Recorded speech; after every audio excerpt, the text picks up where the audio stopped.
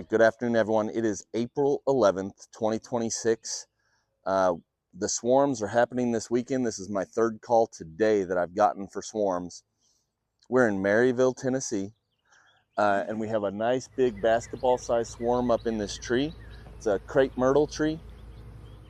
I have a little nuke set up here on the side. All I'm going to do is grab it with my basket today, drop the basket down here, and let them march right on into the hive.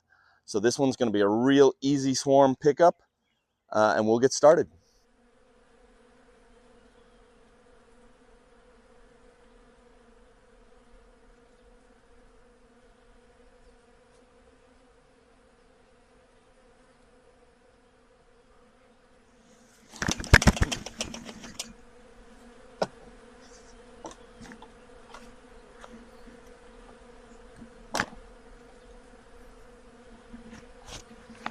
Oh.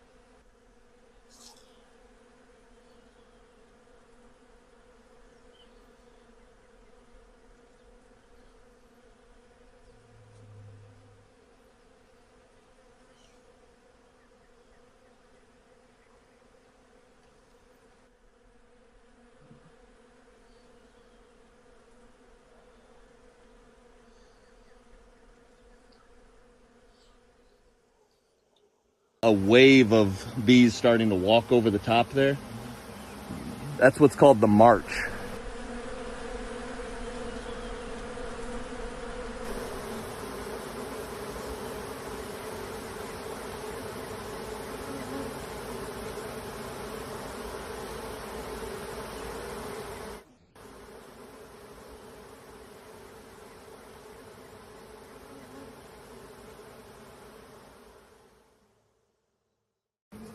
All right, let's let this Maryville, Tennessee queen out of her cage here. Oh, she's still in there.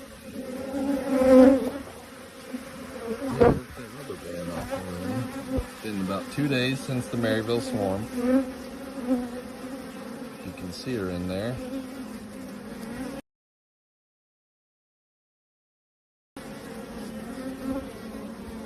I'm gonna let her out right here. Let her walk on out. There she goes.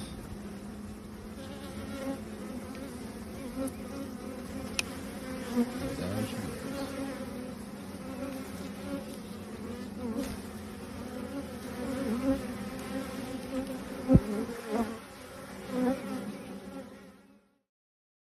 Okay, well, good morning, folks. It is a week later after the Maryville, Tennessee swarm, and we're gonna close up this video with a quick update on how we're doing. So that became a pretty long night, just because I locked my keys in my truck. So I ended up hanging out at the client's home for a couple unexpected hours, but we made it through. Today, what I'm going to do is show you what I've done since then.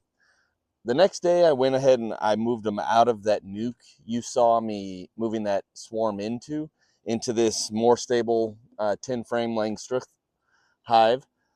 Today, what I'm going to do is a couple things. Number one, I'm going to check to see if we have eggs. I have already released the queen. I captured her that day. I released her back in the hive. I'm going to check for eggs and larvae today.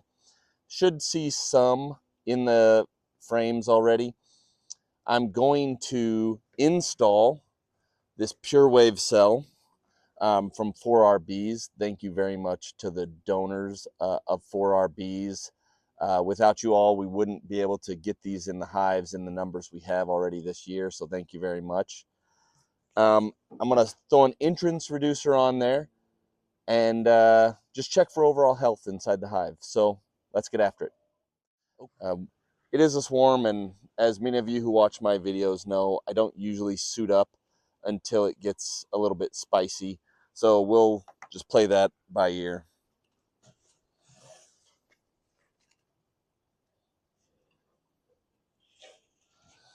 There were lots of bees in this hive, in this swarm.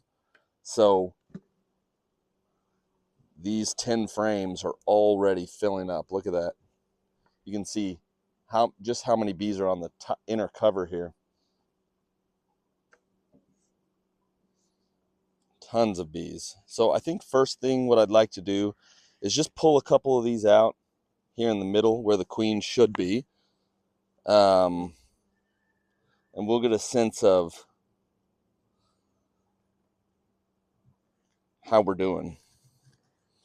What I did is I mixed in some, when I moved them over to this Langstroth, I mixed in some frames that already had, that were already drawn out with some frames that weren't. So I'll check the ones that were. That's where we should start seeing. They're already loading this thing up with honey, and we have a ton of larvae in here. Lots of larvae in here. I'm going to show it to you. It's going to be difficult to show you. Hopefully you can see in between some of those bees. But whoa, she is, I mean, there's just about every space on this that isn't honey or pollen is already got larvae in it. That is a great sign of a healthy queen. I don't think I'm going to dig much deeper today. After seeing that, there's no reason to check any further. We've got a healthy laying queen, and she is laying in mass numbers, so I think we're pretty good there. So here's the PureWave cell. Last year they gave me a square PureWave cell, which is currently sitting right here. This year they mixed it up a little bit, and it is a,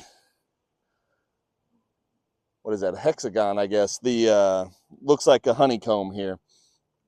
So 4RB's PureWave cell comes in a nice little box in a bag. Again, thanks for the donors for these. Without you all, this would not be happening on the same level it is.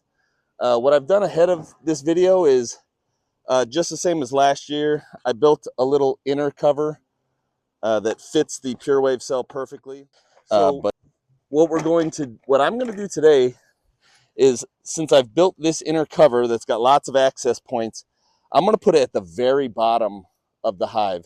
So above the bottom, below the very first box, I'm going to throw this thing and see how the bees react to it over time. I think it'll be a good case since I have this one kind of in the middle, and I'm just going to slide it in there. No reason to make this harder than it needs to be.